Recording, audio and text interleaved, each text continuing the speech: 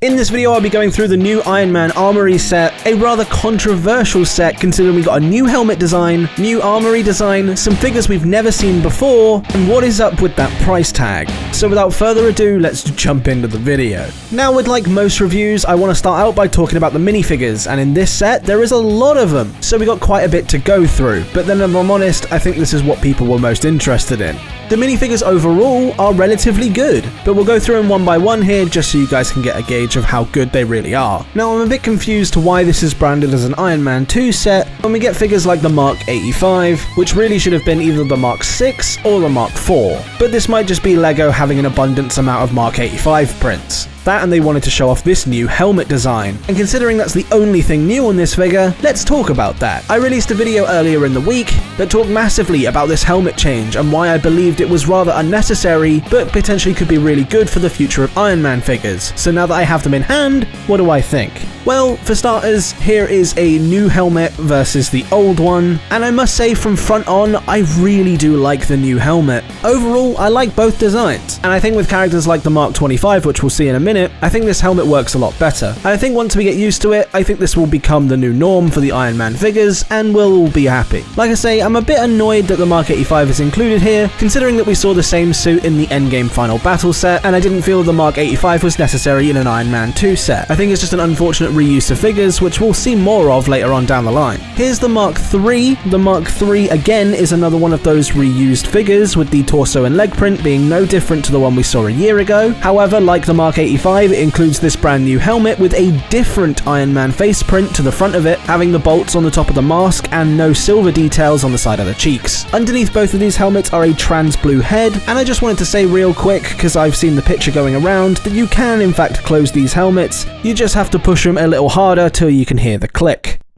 As for War Machine, this is the Mark 1, as you can see represented on his brand new printed torso. I love this look, and dare I say, I think this might be the nicest War Machine print we've ever seen, apart from maybe that Bricktober one. Unfortunately, none of these figures have arm or side leg printing, but like with most playsets that come out from LEGO, that seems to be fairly standard. The feet here also feature some printing, which is very nice, matching the Mark 3 and the Mark 85, and like I say, that new helmet is sported in a nice pearl dark grey, at least I think it's pearl dark grey, it's definitely darker than light bluish grey, and that helmet faceplate is printed in a nice silvery colour with those nice red eyes. The only thing that I'm a bit confused upon is that if we lift up this helmet, you can see Rhodey underneath, but if we take off the helmet and flip it round, you can see that the Jarvis print isn't printed anymore on the opposite side, which is strange because Tony's figure does have this. So I don't understand why Rhodey, a figure that is solely included in his War Machine armour with no alternative body and legs, doesn't have this alternative face print. And as for the best figure of the lot, it's actually the Mark 25. I love this figure. I think it's my favourite figure that we've had in an Iron Man set for a very long time. I think the detailing on this figure is immaculate, and the jackhammers on the arms kind of forgive it for not having arm printing, considering you would never really be able to see it anyway. I love the exclusive leg and torso printing. I think the unique arc reactor looks very, very good on this figure. Again, the figure is sported in a pearl dark grey colour, same as the War Machine, and I think this is a great example of them being able to do a unique face print on the Iron Man figure with extra detail without having to remake that face shield piece. You can see the detail has been printed onto this helmet and it looks immaculate. Those really nice chrome blue eyes, the silver bits attached to the cheeks, and the fact that his chin doesn't look massive is all a big plus in my book, and if more Iron Man suits can look like this, I'll be very, very happy. This figure also sports a shoulder pad piece, which is done in this nice yellow colour to match along with the jackhammers, and like the other figures in this grouping, underneath the helmet is a nice trans blue head. But that's it for the Iron Man suits. Now moving on to Whiplash. I love this figure, and I think it's great that we're finally getting a LEGO version of him. I really like the face print on the alternative face, however I really do wish they had included one of the faces that had the toothpick in his mouth. The torso and the leg printing are phenomenal, and again they are done on a nice flat silver, and it's an incredibly detailed figure for a LEGO figure, almost breaching the custom territory, in my opinion. The back print is amazing and really shows the intricate detail around the suit. This figure, obviously depicting the Mark II version of the Whiplash suit, means that he also comes with his helmet, which again I would say is a really nice helmet, considering that it's actually done on one of the older Tron-style Iron Man helmets, meaning this figure has no opening faceplate, which if you ask me is fine. I'm now moving on to the civilians of the set. Unfortunately, I'm going to skip past these guys pretty damn quickly,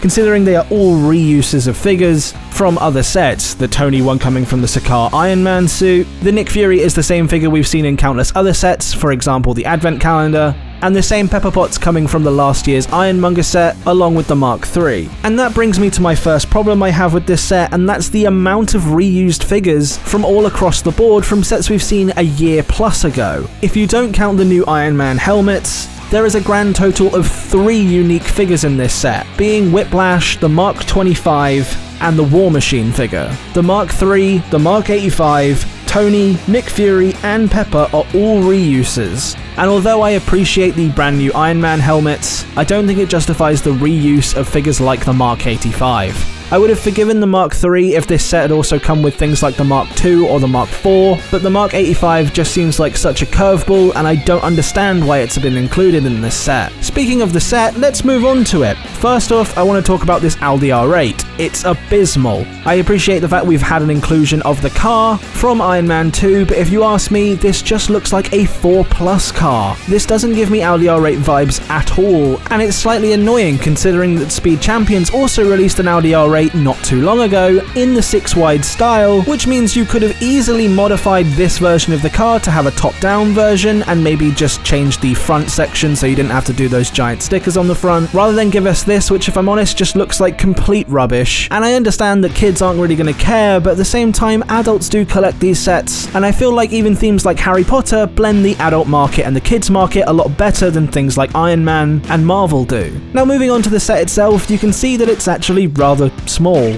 Considering the price tag, you would have expected a little bit more, I think, from this set, and although I do think it's the best out of the variants of all the Hall of Armors that we've seen, especially with this brand new look to the chambers where the Iron Man suits sit, like I say, for the price tag of the set, I would have expected a lot more chambers. But then again, like the other Hall of Armor sets, these were incredibly repetitive to build, and found myself being able to not even pay attention to the instructions after building about 3 of them. Also, this is the first set that I own that uses the brand new instructions with the render on the front of the booklet rather than a print of the box art. Now, I just wanted to give my quick opinion on this. I actually like the fact that they're trying to make the instructions more green, even if it is just saving pennies off of ink costs. Across all the sets that LEGO make, I'm sure this is making some form of impact. The only thing I don't really get is why they've used a render that looks so unbelievably terrible. I would have much preferred something a bit more dynamic, and although I think this particular version doesn't actually look that bad, there are some sets which really do suffer from having a bad render on the instruction manual.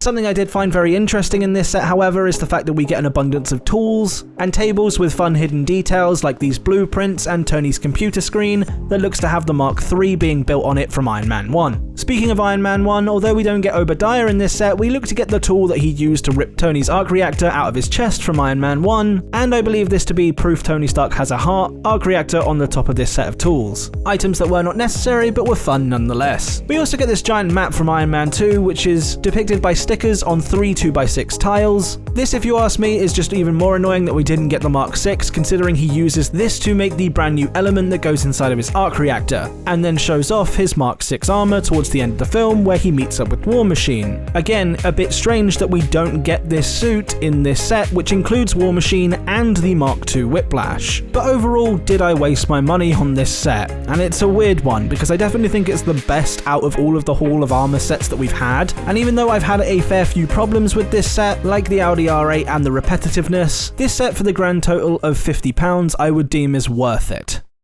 Wait, it's 70 quid? What? Nah, I wasted my money on this one, guys. Wait for a sale. The new Iron Man suits are great, but it's not worth that.